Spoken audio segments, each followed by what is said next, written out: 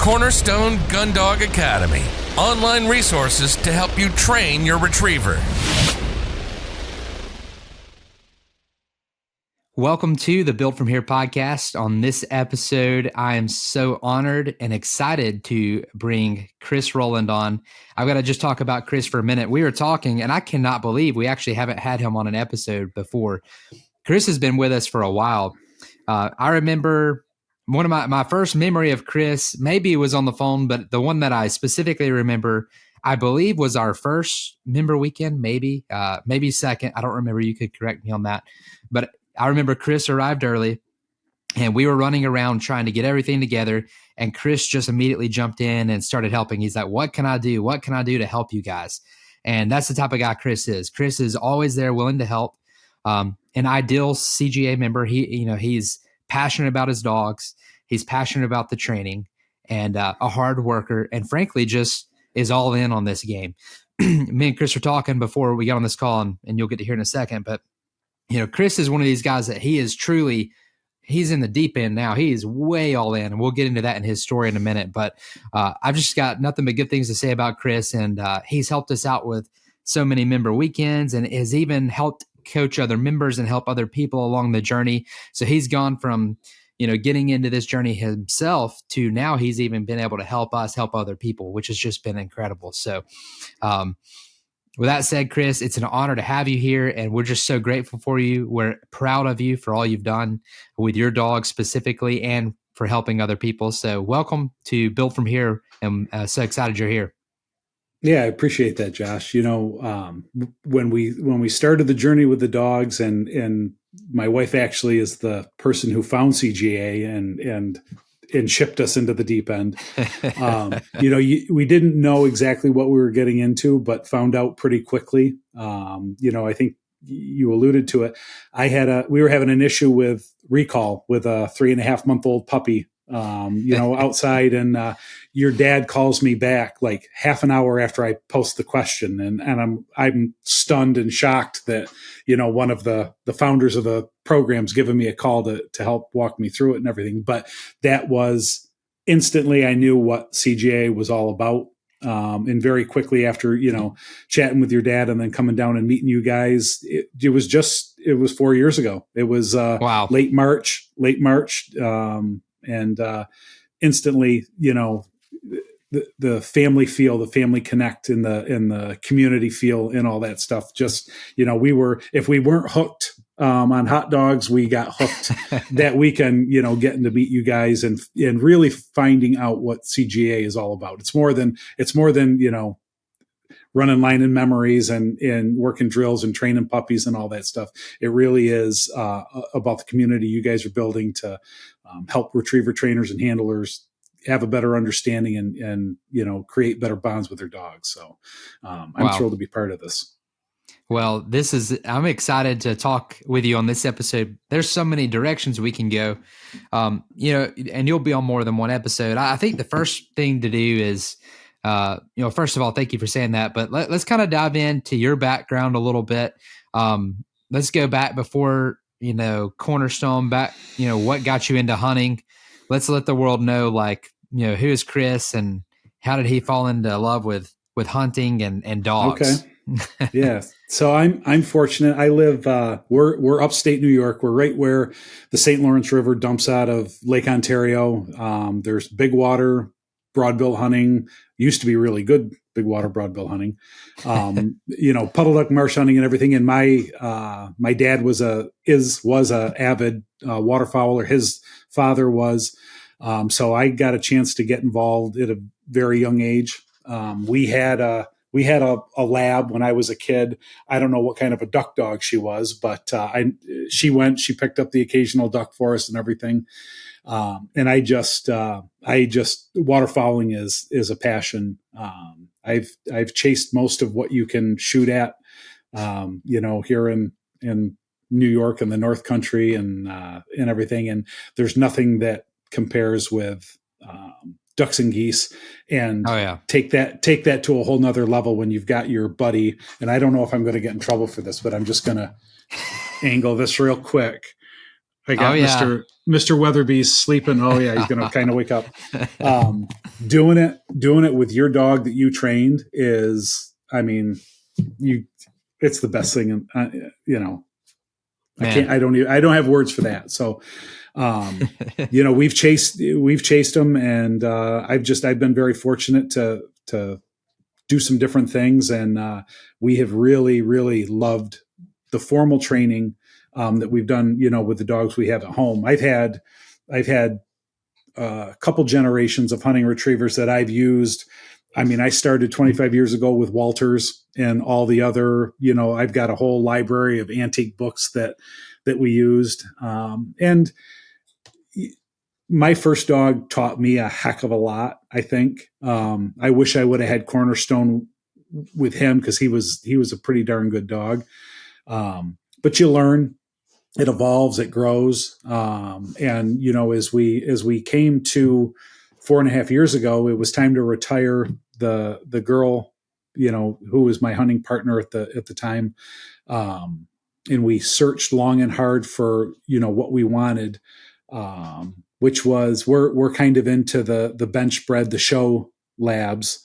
And don't let anybody tell you that a bench dog can't hunt, because they can. I can attest. I've seen with my own eyes. It's more than achievable. And Mr. Weatherby, he gets passionate about it too. So he's fired up for Nick's sure as well. Yeah. We searched for what we wanted as far as looks and temperament and ability. And I went out and picked him up in January and came home, and Sarah said, "I need you to log into this website. It's your birthday present." Wow. So I'm like, okay. Wow. So I clicked on it, and I'm like, online training. I'm like, "Sarah, I've done this a few times. We've got all the books and stuff. It's worked out." She goes, "I spent a lot of time looking for this. So just, click on it." So I did, and I loved the psychology of it and the thought. Yeah. My educational background is psych and counseling and different stuff. So as I kind of dove into it and did a little bit of homework, I loved the idea of the dog learning. And this is very nuanced, but the dog learning as opposed to you teaching. The dog figures it out for themselves. And that is the foundation of what a great hunting dog is 2 or 3 years later. They're put in a situation where the wind's blowing, the waves are crashing, the birds, who knows where, and they've got to piece it out and puzzle it out and everything. And I think that, you go from little 8-week-old puppy jumping on the place board and staring up at you with those big brown eyes, to, the machine that you've created that's, he might be 200 yards across the field or fighting through surf, to get to a bird. And, you took that program and created that creature, which I think is just, it's super cool. It really is. And it's the way you describe that just gives me memories of when we were filming with Miss Violet and a lot of the other dogs that I've trained. It's really hard to believe that it goes by so quick. It feels slow in the process, but when you look back on it, it goes by so quick. And it's amazing to see how they learn, and how passionate they are. And that's what I love about these dogs, is they're passionate about it like we are, right? In fact, they're probably more passionate than we are. They will go even when we won't go. These dogs just love what they do. And that's pretty cool. Your educational background. Talk to me about that.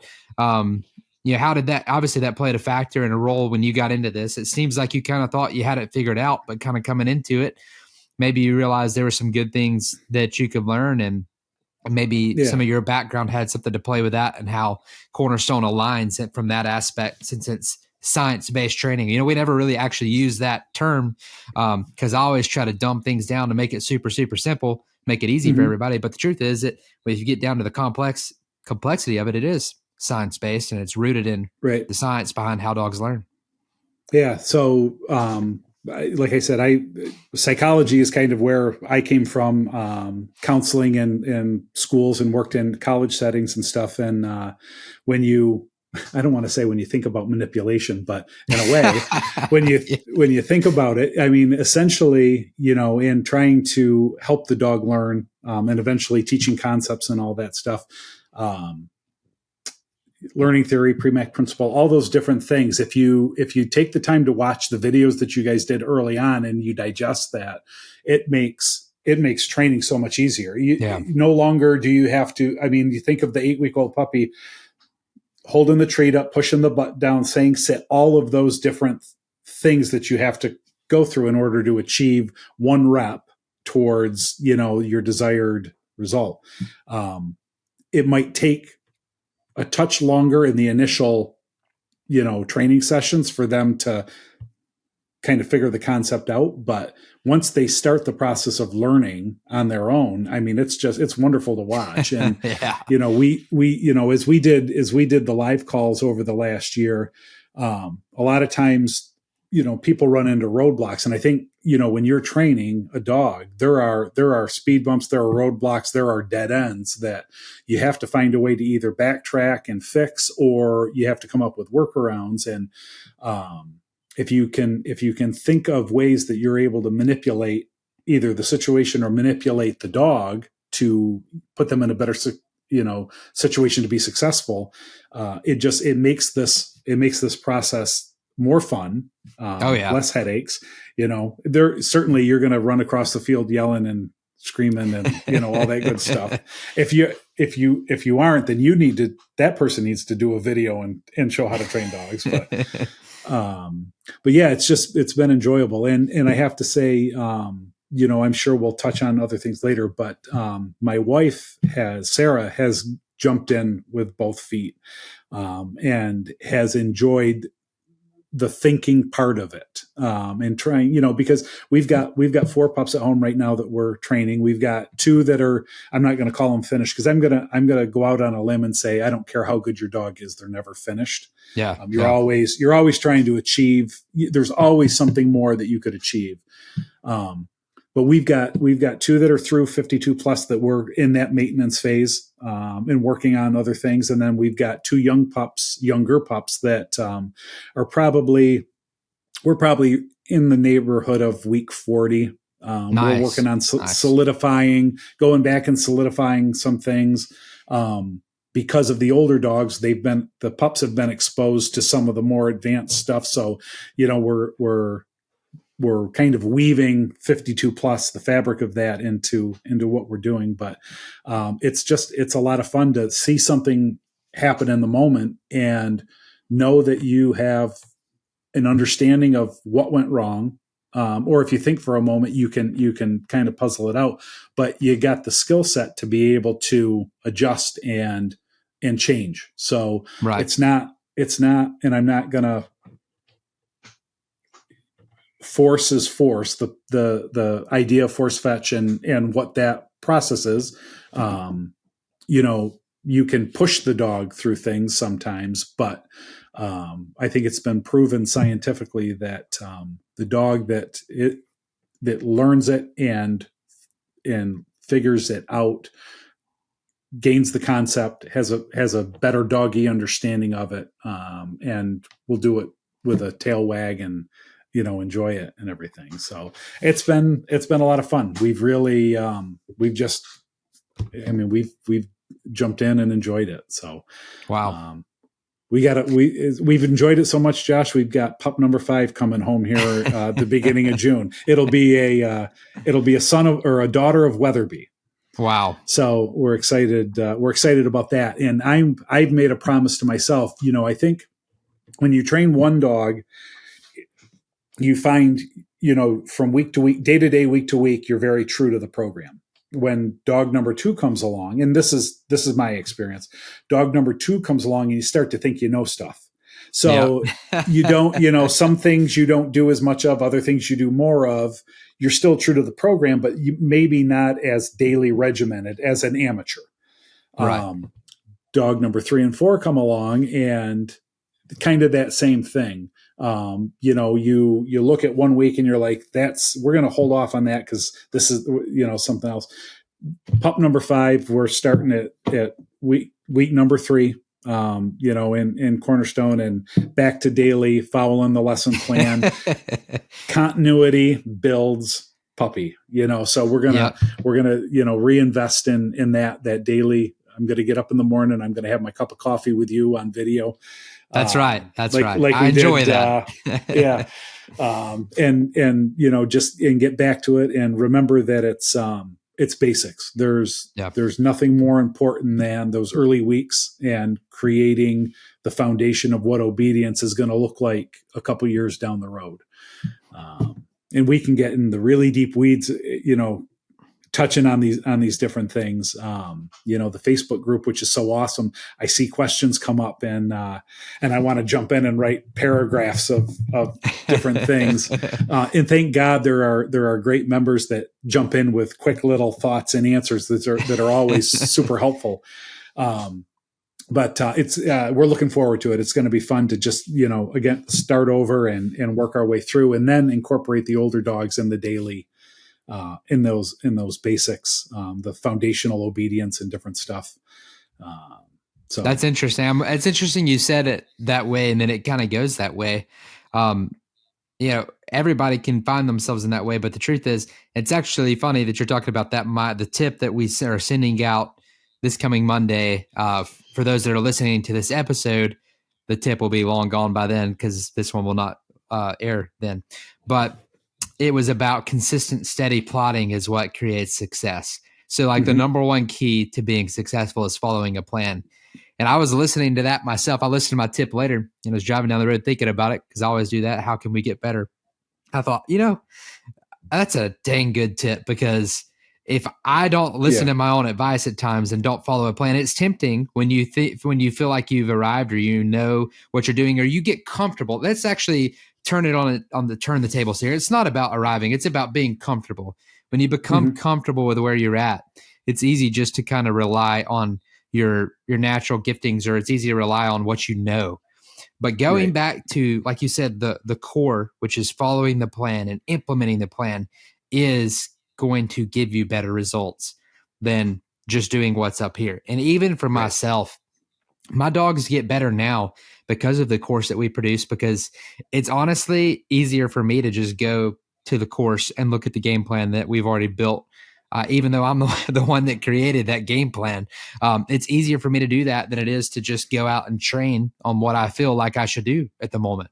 And whenever you measure your progress and you actually follow a game plan, the results are normally better and you get more consistency by doing that. So I thought that was cool how you said that, and everybody's on different stages of the journey, right? Sometimes we want to pivot, and there's nothing wrong with doing that. There's nothing wrong with trying things differently. But we did put a lot of thought into that course, and it just seems I find myself getting better results plodding through steadily as well. Yeah, I think, again, when you look at Cornerstone, it's about continuity. It's about building on the previous day, getting the positive reps. So when you subtract a week because you think, my dog already knows decoys, I don't have to do the intro to decoy week. Well, you just missed out on that entire week, 1 or 2 sessions a day, just the basic obedience. And I think that, we do a lot of obedience work. I'm lucky, because Sarah, the dogs get double dipped on, they're constantly getting put through it. So when you don't get those reps in, I think a lot of people think, well, I went, and your dad and I have had great conversations about this. I went through weeks 1 through 20. Why isn't my dog perfectly obedient? It's advanced obedience. Why aren't they obedient when we go to Lowe's or when I go to the dog park? And my internal dialogue is because he needs 5,000 more reps to get that locked in, so that at a 1-year-old pup can do those things. And, it's just something, it's daily constant reinforcement. And when you even miss, I think, one day, especially early on, when you miss one day, you're not going to get what you might have gotten out of, pup in that moment. You can always get it back, but for that time frame, you've lost an opportunity there. So, so drill it. And just put in the work, be consistent, and it's going to feel repetitive and it's going to feel monotonous at times. There's a reason for that. It's thorough. we're being thorough. Yeah, And absolutely. you'd be grateful you did it. 100%. So going through with Weatherby. So Sarah, actually, I got a funny question for you. I've never asked this. This is kind of off topic, and we'll get back on topic. But how did you and Sarah meet? This would be just cool to know. I never have asked you this. Okay, so Sarah's father was I switched from public school to local Catholic school in 6th grade, and we were in the same classroom. So we, as 6th, 7th, 8th graders, we knew each other. It was a small school.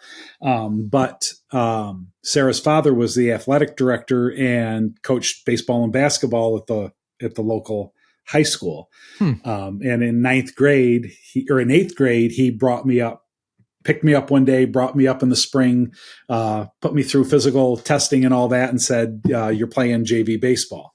And so from there on, I joke all the time that her father paid me to date her for years, as part of playing basketball and baseball for him through high school and everything. But that's hilarious.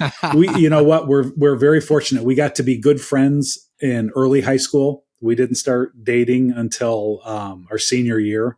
And I think we were really good friends at that point, which I think, just a great foundation for our relationship. And certainly through college and stuff, there's bumps here and there and, and things that you work through. But we've been fortunate and blessed with our 30-year anniversary will be in June.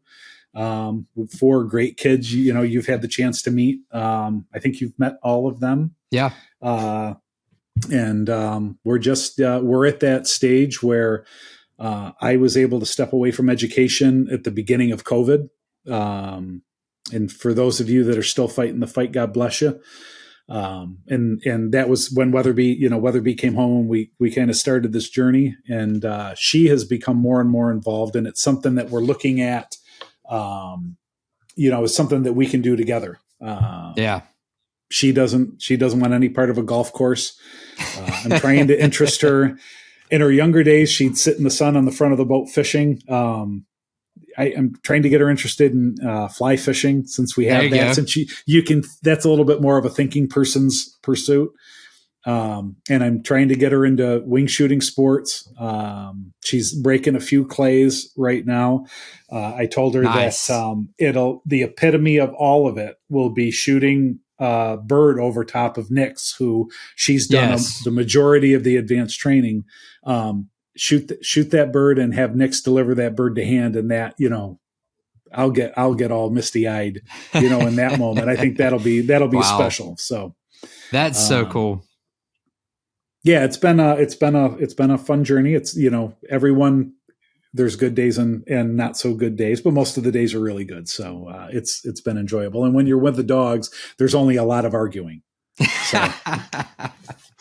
Yeah, I'll tell you what, she has dove into this thing with you. I remember the first member weekend when she was kind of filling it all out, that she didn't come to the first one. The next one that y'all are at, she came down to, I believe, if I'm not mistaken, and she was filling it out. Then the next one, she was all in. And this last one, I mean, she's conducting, y'all are conducting, y'all are making things happen. Y'all are all in. Yeah. So I told her, I said, it would be very cool. I said, you take one of the groups, and maybe it can be all women, the women of CGA, that would be cool. Weekend. That would be cool. That'd be cool. She's getting there. I think she's learned a lot in the training. She is the type of person that she wants to be an expert in it before stepping, out front and center. Yeah. And I don't know if there's any true experts or not, but I think that she's getting comfortable enough where, she can certainly look at something and lend an ear and be able to help with different things. She's telling me what to say, or, she's getting involved. But I think one of the things we're excited about, again, I know this is future and we're getting there, but Cornerstone, Great Lakes East. That's right. One of the chapters is we get that property ready to roll and open up the opportunity for people to come in. I'm hoping that, she dives in a little bit more. It's one thing for us to take the 4 dogs and go set up a training session and all that. But I think that you really, when you start to train with other people, you get a different perspective, which I think is super valuable. We've 100%. we've talked about the watch one, do one, teach one concept. And I think it definitely lends itself in dog training. So to be able to see people do things a little bit differently than how you do it and be able to take that information in, I think that'll be good for both of us. Yeah. I think we've done it. Sorry. Go ahead. We got involved with both an HRC and an AKC retriever training groups here, and we are the minority or majority of one in our group. They call us the Amish because we don't use electricity. But there are, regardless of how people train, there are people that have great understanding of dogs. There are people that have had many dogs, have worked through things. And I think, if you take 52 plus as the foundation and the path you follow, when you pull in some other things, especially with the older dogs, it really makes for fun, interesting training, Absolutely. Thinking about different things. So Build From Here is brought to you by Retriever Training Supply. Build unforgettable moments with your retriever and equip yourself with the tools to create a lifetime of joy and discovery with your dog. Retriever Training Supply offers the tools you need to train your retriever with confidence. To shop now, visit retrievertrainingsupply.com so that you can strengthen your bond, inspire new adventures, and train with confidence, knowing you have the right tools for your retriever. Yeah, I was going to say, I think that you're spot on with that, but I think one of the big things of using the course as a basis gives the ability for the community to have they have a foundation to work from, but then you've got the nuances that everybody does with every different dog, and then having that collective of people. And I believe the Cornerstone community is second to none. It's absolutely incredible. So having that foundation of keeping everybody grounded and not getting off into la la land like you see on the internet happens all the time. That's the problem with those groups. There's nothing to keep everybody grounded, and you're in there and there's off the wall advice. Absolutely off the wall advice. Yeah. But with Cornerstone, you got the nuances of, we've got something to keep us centered, but maybe I tweak things this way. And that's a good idea right there. And that's the collective of the community. And you learn so much that way. Yeah. I think the modern term of crowdsourcing, for training is, there's a lot of value in what people experience daily. Not all of it applies. Every dog is different. You're all, the axiom, you train the dog that's in front of you. So it may not be exactly the same, but if you're a student of it a little bit, what someone else had success or failure with, if you can use that, why? Oh yeah. Exactly. It's like we do with our kids. I experience all this stuff, so you don't have to. So, that's right. But, and I think I want to go back and say, I said Cornerstone is the basis. It's really important that Cornerstone is not basic. What you can do with a dog, whether, we are in the field with them all season. We do the hunt testing in the off season. Our dogs are usually miles ahead of comparably aged and staged dogs that are trained through other methods. And even I think in some regards, we're fortunate. There are some good pros near us. There's one great guy that's been a mentor that's helped us with some different things. If you follow 52 plus, if you're diligent, if you're, if you persevere through things, and if you take your time, again, it's not a race. It's that ultra marathon, and think of it that way. You're going to have a dog. And of course there's roadblocks and bumps and stuff like that, but you're going to have a dog that at a young age has a skill set that is like, people are like, your dog did that? How old is he? You don't use an e-collar, and sometimes you see the light bulb come on for those folks. Love that. Love those light bulb moments. Absolutely. We're trying to convert we're trying to convert people, and we've got a couple people that have checked it out and looked into it. And I see actually every once in a while on Facebook, I'll see something Cornerstone related, and I'll see a name pop up on a like, and I'm like, what? That person, what are they? So nice. But yeah, I mean, it's again, we could talk about the awesomeness of 52 plus. This could be this conversation and the next one and everything. So, well, I appreciate it. Clearly, it's made an impact on you, and you've thoroughly enjoyed it. Yeah. And I didn't pay Chris to say all this. This is all from Chris. But I mean, clearly, you are a product of the product for sure. I mean, you have implemented it, and your dogs speak volumes. If we weren't here talking and people were to watch your dogs, they're going to see that your dogs are excellent. Let's actually hit on something real quick. Not if they were in our group at Members Weekend.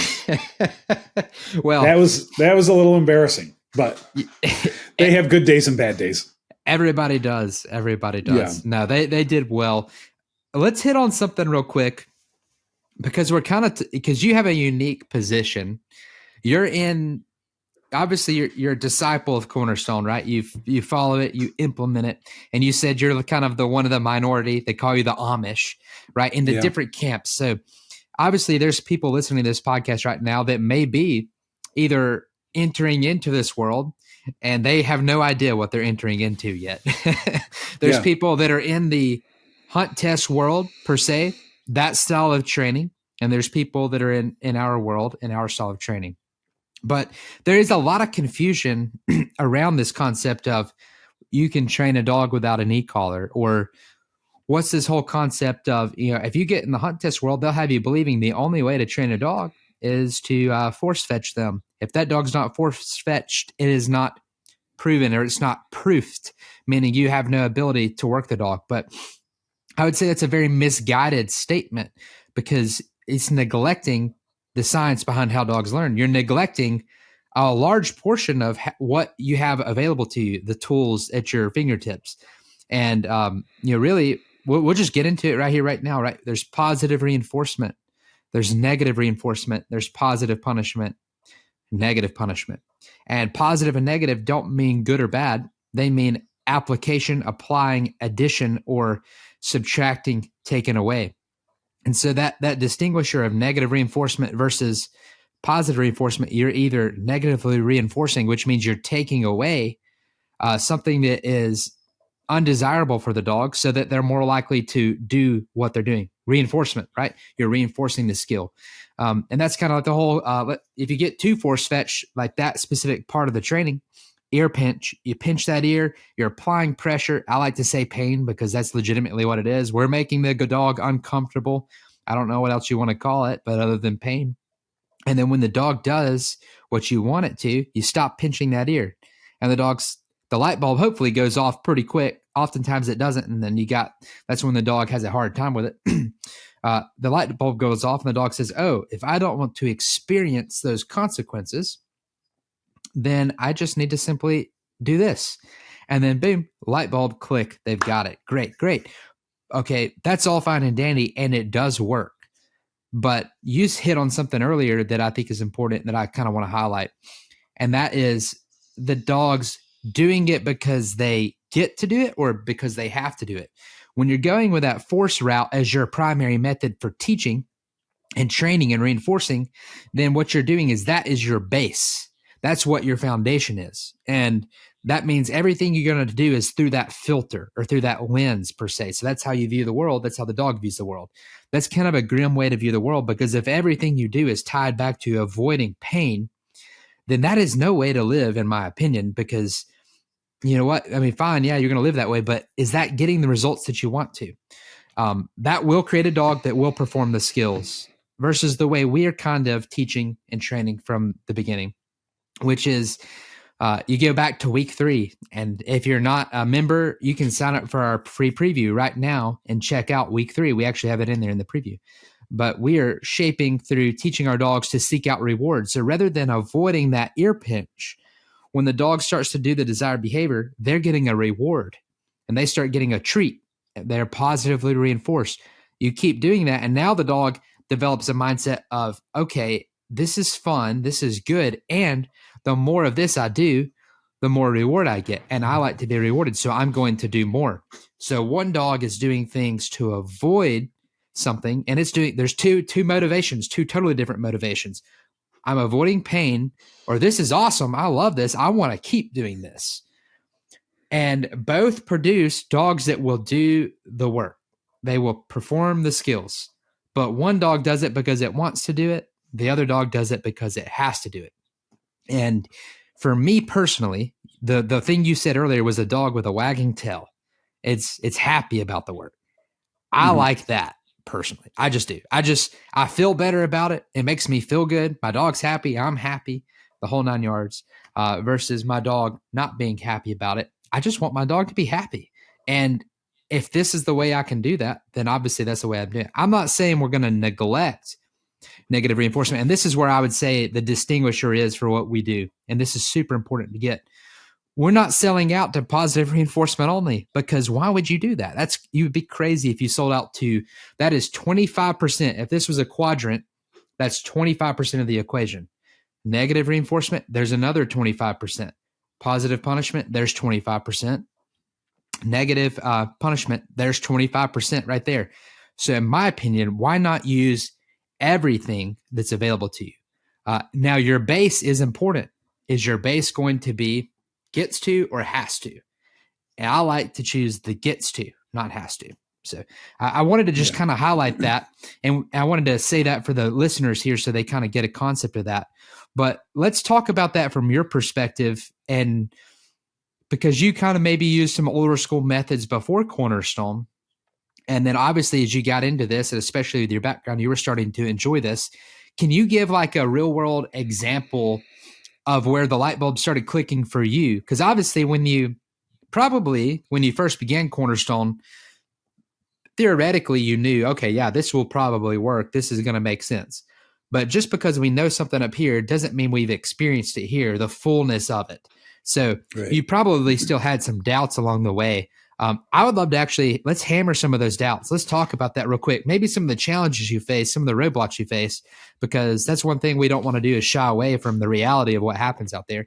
And then I also want to talk about how maybe you overcame those and you start to see some results or some fruit of the labor that you are putting in and how that maybe shaped your perspective.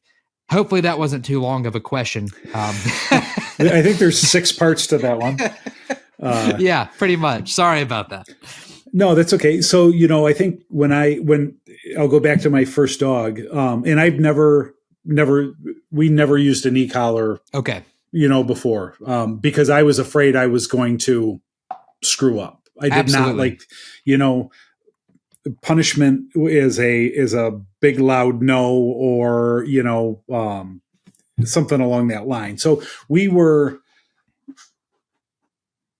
I think the training was just through repetition, whatever the concept was, it was the reps until Pup got the concept. And I mentioned before, first dog was really, I would love to have seen where CGA would have taken him. Wow. Because he was really good. He was smart. He trained me, basically.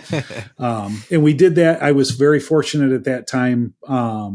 I was a stay-at-home dad for many, many years, and we would go out 3 or 4 times a day with the baby, and I put him in the bouncy chair, and we would use the front yard as our training ground and do stuff. And I think through repetition, and there's a lot of good information out there, right? I mean, a lot of the science behind where the training concepts that CGA uses have been used, over the last X number of years. So, there's some good books out there that have good ideas how people achieve certain results. That's the differing factor. So, we did, or I did at that time. It was mainly just repetition, and some stuff was solid and some stuff wasn't so good, and some stuff might've been really good. And as you move forward, I think as we started with 52 plus, I thought, okay, so I understand the concept, and this was like in those first days. I understand the concept of clicker and treat. If they can teach evolved mammals, killer whales, dolphins killer whales not to eat people in the swimming pool, then there's clearly there is higher level thought that's been put into this, and not to say that it was lower level thought for dog training, but when you start to realize that you don't have to force it. It's something that the dog can pick up and then you shape. It's all about, I think that is what Cornerstone is about. It's about you've got a block of clay and you're going to shape and mold that. And you're doing that through, sometimes it's very minute adjustments to things. Think of not force fetch, but fetch, hold, and release. Yeah. How nuanced that process can be in how you hold the bumper, or there's just little aspects. And for those that aren't familiar with it, it's a very intimate process that you go through in teaching the dog to pick up something, hold something, deliver to hand, and everything. You can with all aspects of 52 plus, but that in other areas, it's not just this. It's shaping it how you want it to be. And maybe I don't have the cool words to kind of express it, but you learn early on. So I think I was like, okay, he's going to come if I got treats, right?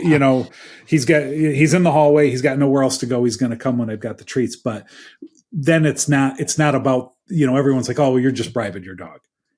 Well, that isn't the case, because you can, as you guys teach in the program, as you move along in the program, you click to mark the response that you want, but the treat can be 20 minutes later. And that's, for an older dog, right? So absolutely, it's not at that point, you're not really bribing the dog. And a bribe is a scratch of the ear or a pet of the head. Bribe is just something that, is a reward for, doing the desired activity.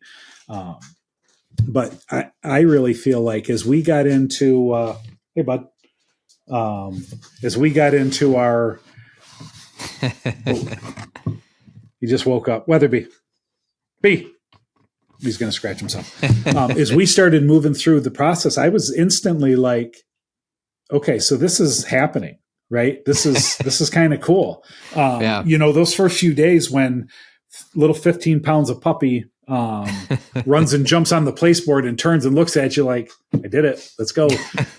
You instantly see, that glimmer of a year from now, that same kind of reaction in the dog. And Weatherby at 4.5, if I ask him if he wants to go do some work, he will run through the gates of hell to go grab a bumper and meet me at the door. And he's bouncing and jumping with the tail wagging. And it all goes back to those initial days where he did something right.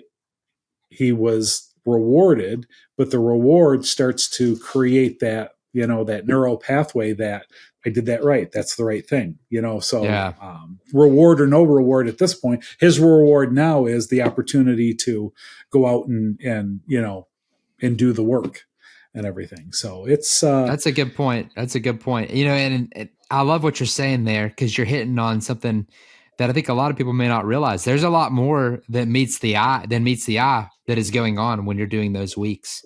There's a lot going on there that you cannot see, but it's setting you up for the future.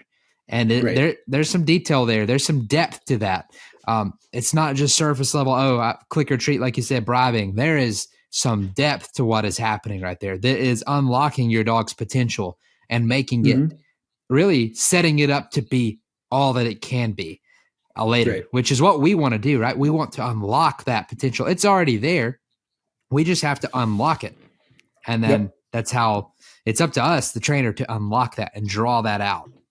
Absolutely. Yeah. I think, people ask, I think early on they hit a roadblock and they're like, well, my dog doesn't want to pick up the bumper at all. They have no interest in it. I'm like, it is baked into the DNA. It doesn't, it is there. You just, you're going to get your opportunity and to tease it out. You've proved that with bench-bred dogs, and they've done well. Show dogs. Your dogs have it. In fact, I remember when you first came, and this has proved it even more to me, because when you were at Member Weekend and your dogs were younger, their desire wasn't quite there. And I was a little concerned, right? Because we're normally working with these working dogs first, these hunting dogs, gun dogs first. These are show dogs that you're working with that are actually beasts. Now, I've noticed they mature a little bit slower on that drive, but like you said, it's still in their DNA, rooted deep down in there. It is there, and you've been able to unlock it. And they're firecrackers now, absolutely passionate about it. Yeah, and I think our experience so far, at least with, and you're right, a little bit slower maturing critter, the way 52 Plus is set up, the reward based, this whole system lends itself to bringing that out in these dogs. You might, the fire breathing dragons of the the British dogs, and in the American, you think of the field trial type dogs. I mean, that is so laser honed into those types of dogs. You don't have to do a lot to tease it out. You have to find a way to rein it in, I think. 100%. Yeah. So it's been sometimes frustrating, but it's been fun to watch it evolve and come out. And, you have those moments where all of a sudden, the light bulb, the aha moment for the dog happens, and you're like, yes. And I think that first Member Weekend that we came down to, Weatherby was 4 months old, and, we were moving right through obedience. He was doing well with that, but the retrieving thing was, I'll go out and get that. And he was crushing obedience. He was fantastic on obedience. Well, he likes his hot dogs, so he was willing to play that game. But I think at about the 6 month mark, all of a sudden one day I'm walking and I've got the bumpers in my hands, and he jumps up and tackles me to get a bumper, and I'm like, what the heck just happened? Wow. And from that day forward, it just, we kept pulling that thread, and finally it unraveled, and, he's a fool for it. Oh yeah. Nix loves it. Well, I take that back. Nix is a little bit different dog, but she likes the training, and if we're using real feathers, she's all about it. But she's as gun dogs go, she's a pleasure, she is ready to rock and roll. And the younger pups, we've seen the same thing. And they've been exposed to a little bit more advanced stuff early on, which is my fault for not separating things. But they early on got an idea of what the game was all about, because, we just because of time constraints and stuff, I might bring all 4 dogs out and stake out, the young dogs, or actually, mow marsh, have them sit and stay and work on obedience that way. But, when they start to see the zingers flying and picking birds up and, experiencing that, and let's be honest, going and picking up a retrieve bumper, docking bird is the single greatest reward 100% you can give the dog. Once they figured out what that was about, it really accelerated, at least for these guys, accelerated their desire to want to play the game and everything. And it's exciting to see that. But again, now I have to remember a little bit slower maturing. Got to make certain that we get these reps in for the younger dogs, and everything. So it's definitely, it's a fun journey. And if you've got more than one dog, you really have to put time and effort into the thought process of what's this going to look like today, and everything. And I'm not advocating for more than one or only one. It's just, you really have to think about it. Yeah, once you get over two is pretty easy. Then you almost need to do them in pairs of 2s. That makes it really easy, because then you can train the same thing with that. If you get 2 about the same age, That makes it super easy. If you get them all varied at different ages, then it's still not hard. Some of them just do obedience. Well, let me ask you this: with B, you're the first one to go through Cornerstone. What was one of your greatest victories with him?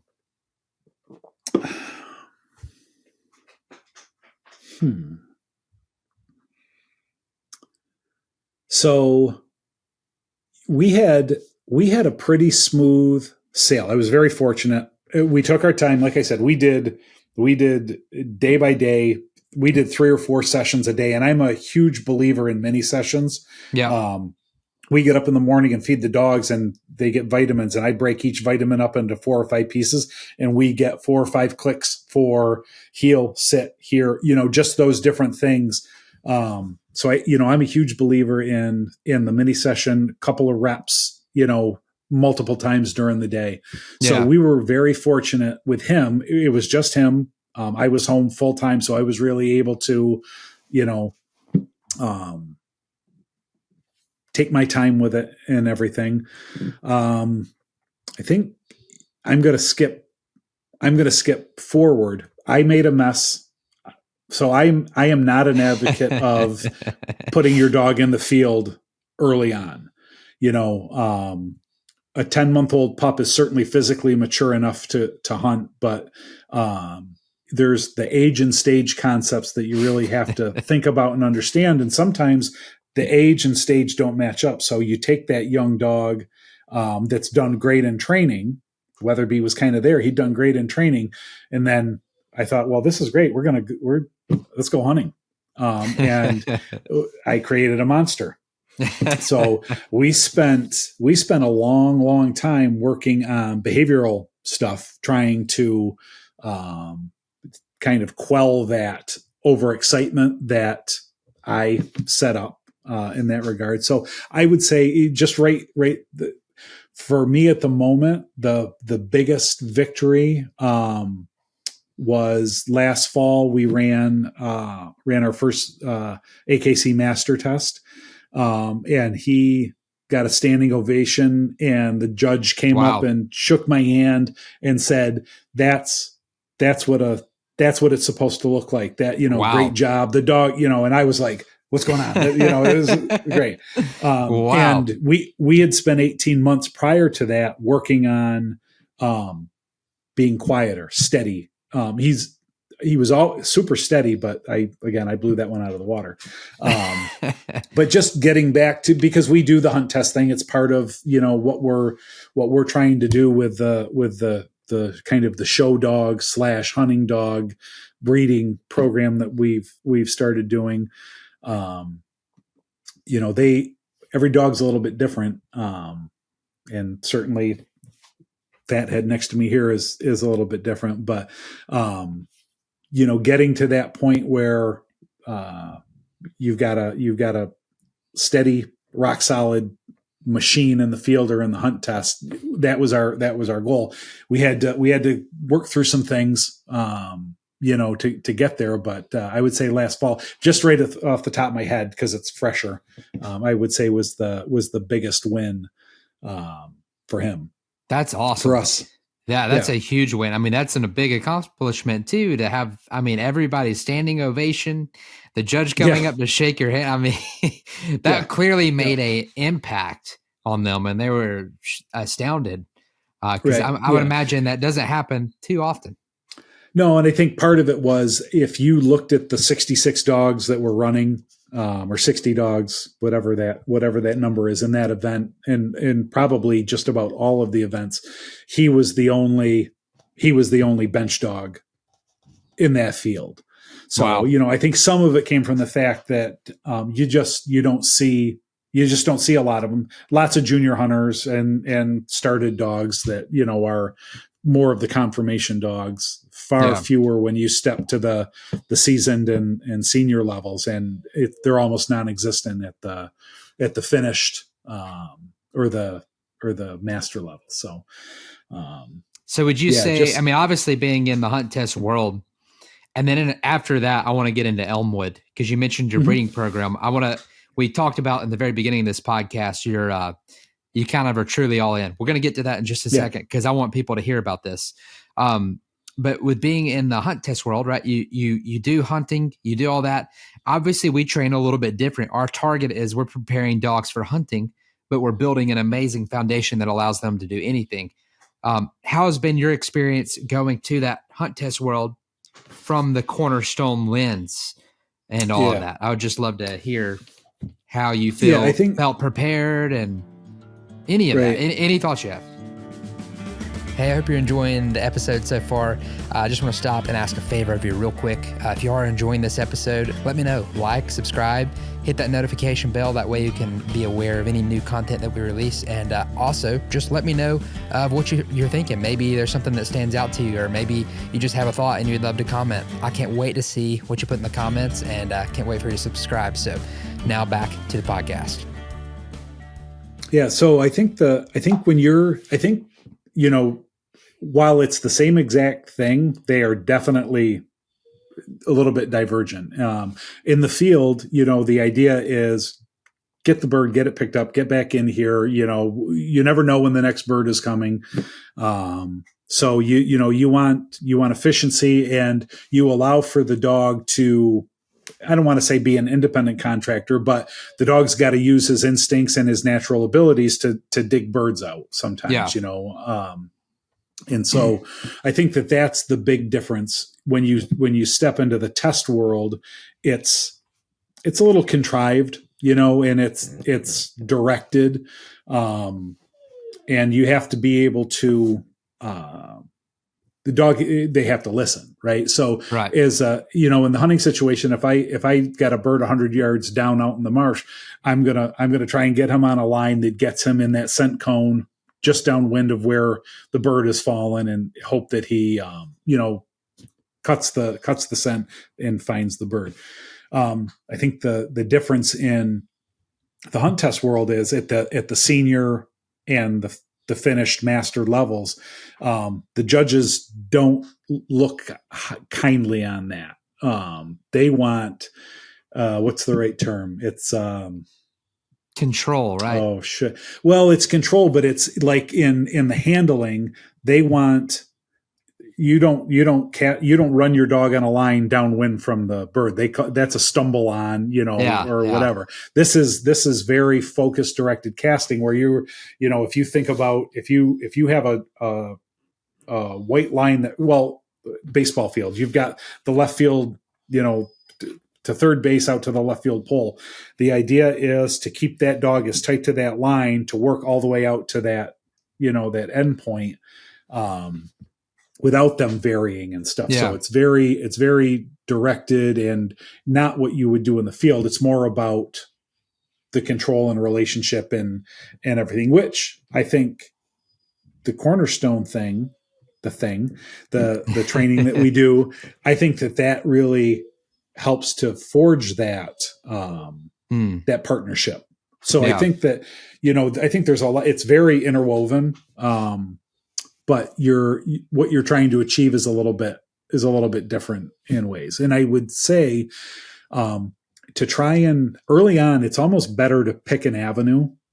So if you knew you were getting a dog and hunt test world is what you're all about, avoiding putting them in the field early on makes a lot of sense. Yeah. And the other side of it is if you're going to have a hunting dog and you're going to dabble in, AKC, UKC sports as a way of extending your hunting season, I would concentrate on the duck dog training, and then in the off season, work on the little nuances and stuff that the testing world asks of you, because it is different. It's a little bit. I think the dogs probably from duck blind to test line, they're probably like, "What is going on? What are you doing?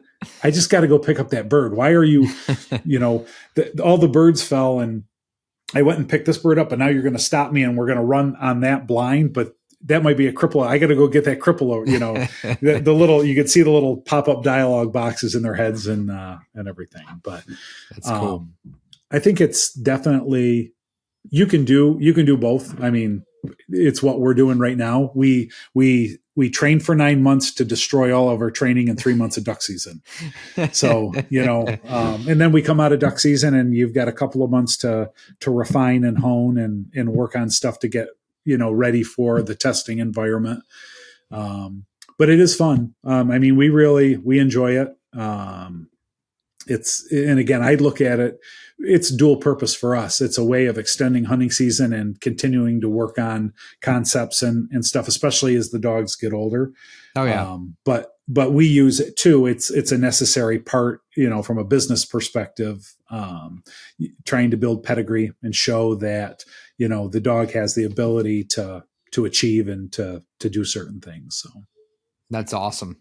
Well, let's dive in a little bit to your breeding program. You kind of went all in. You started with B, and then now you decided to open Elmwood Labradors. And let's dive into that. Tell me about that. Let's let the world know kind of what you got going on, because it's pretty unique. Okay. Yeah. So, as I said before, we really gravitate towards the bench-bred conformation dog. We love that. We love the physical attributes and the looks of that style of dog. So when Weatherby came home, shortly thereafter we had put a deposit in with the same kennel out in Colorado, because we thought we wanted to get a girl. And actually it was Sarah that was kind of like, we're going to have a couple of labs in the house for the rest of our lives. It's just the reality of what you want. And I think what she's decided she wants.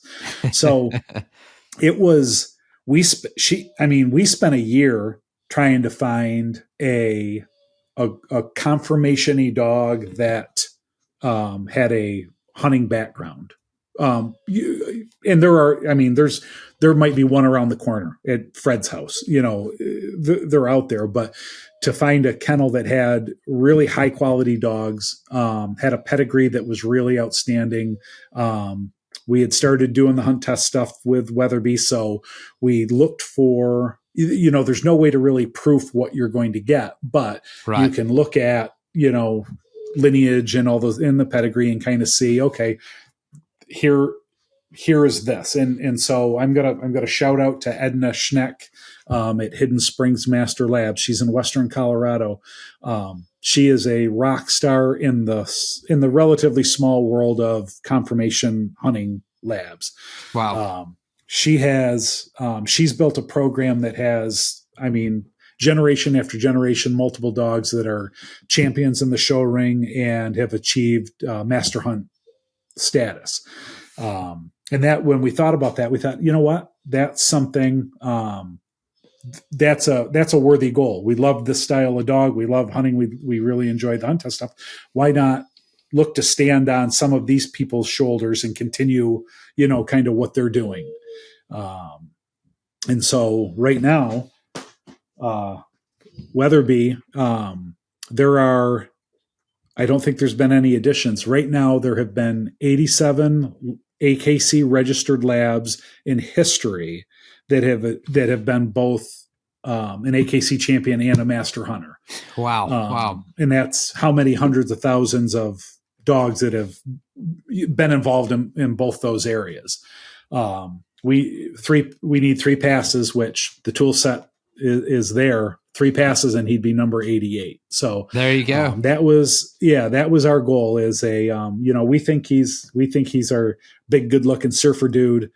That he loves the game. So, we've searched for some other folks that kind of do the same thing, partnered with them some, to try and, achieve that. Again, what we feel is, just a really, really good looking dog that's got the ability to go out and do the work all day long.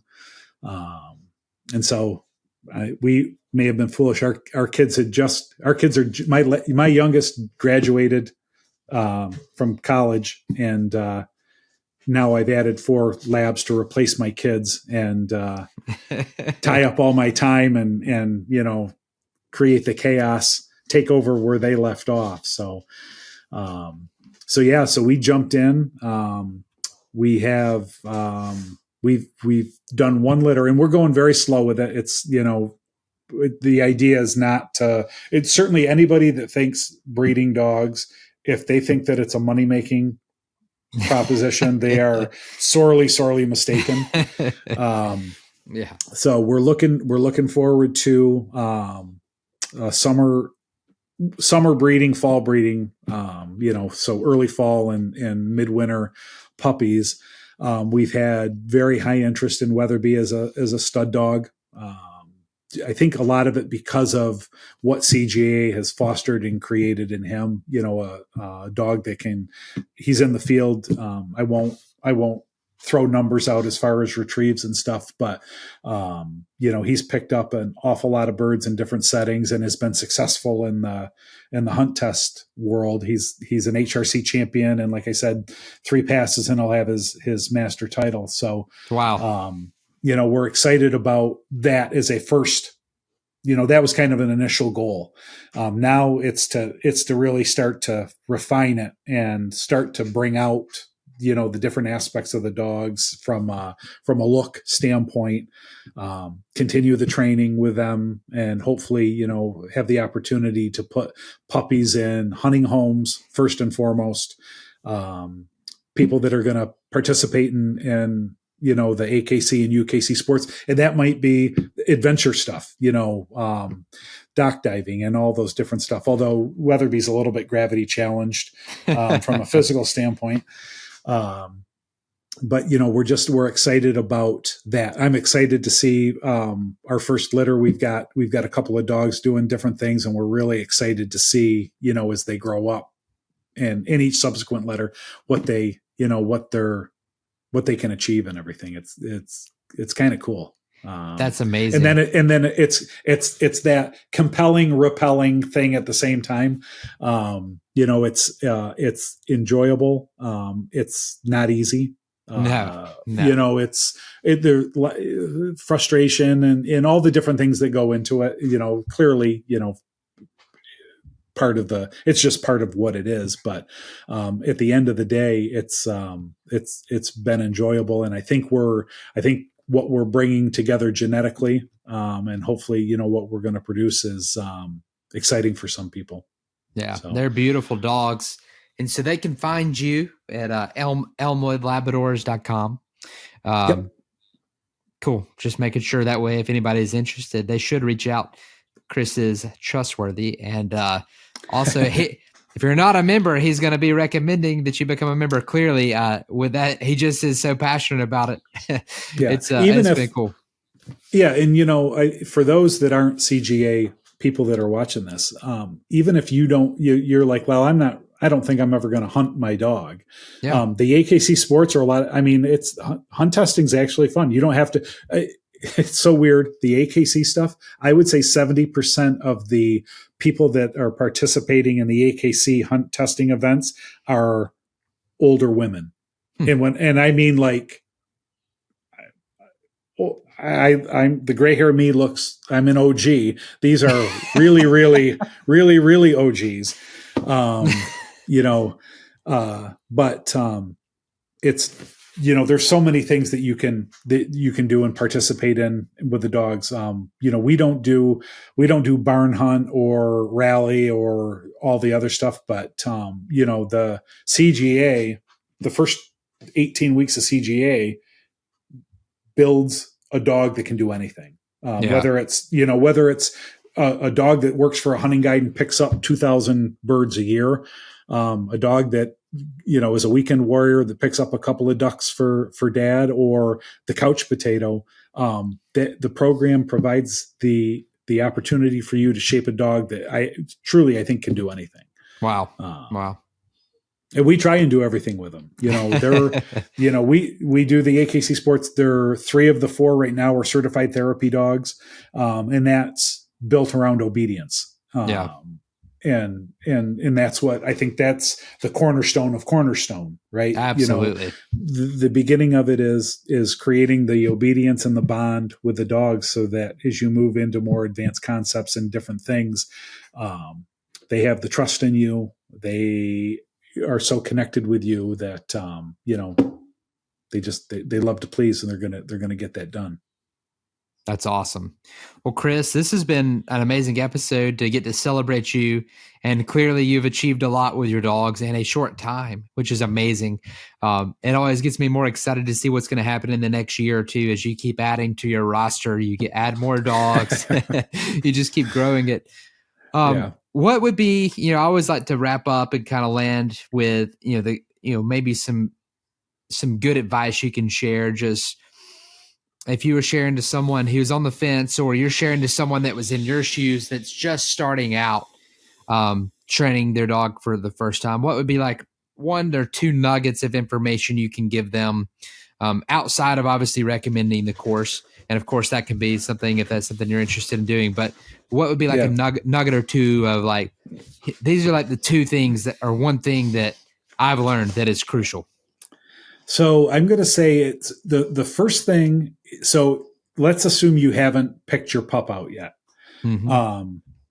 Matt Papke, who's a great CGA member and a great guy who's trained an amazing dog, Luna, had the quote that I love: "Everybody wants to drive a Ferrari until they have to drive a Ferrari."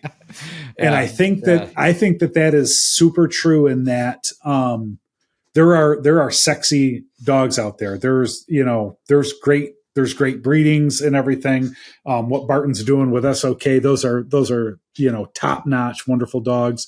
But I think you have to soul search and understand yourself, your personality, and everything before going out and picking out a dog that might be either too hot for you to handle, or it might be a dog that's just not going to be, that's a plotter and that maybe is a little bit slow. And of course there's no guarantees, right? But I think that that's important. Because if you get frustrated, the dog's going to pick up on that. It's going to make your training less enjoyable. Right. But I think that, the idea that it's a ultra marathon, not a race, is very important. I think over the last couple of years, constantly looking at comments, whether they're on the members page, within 52 Plus itself, at different events, just chatting with people. I think that people look at 52 Plus. So they think this is 1 year. I've got 1 week to teach each of these concepts. And I think that, if you take a couple extra days per week, sometimes you don't need to, but if you even invest 1 extra day per week in obedience or the concepts you're teaching, you take it slow, and you enjoy the process, you will be miles ahead. Sometimes it goes so well that we're like, all right, let's go. And we just, we kind of get into that frame of mind that we're just, okay, we're going to hammer this out. We're going to get this done. We're moving on to the next week. And, if the idea is 250 positive reps to acquire a skill, and again, I love, your dad and I have had this conversation and stuff. It's how many times that to acquire the skill in a slightly exciting area. And then how many thousands of reps are required for the dog to sit next to you in the duck marsh with birds raining out of the sky, multiple gunshots, and hold all of that together. And you can hurry up to get to that stage, or I think you can take it slow and steady. And slow and steady wins the race, in my opinion.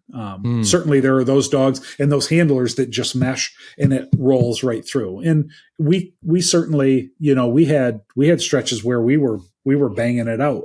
But I think that if you take a step back, sometimes, you take a day off, you take 2 days, you take a week off.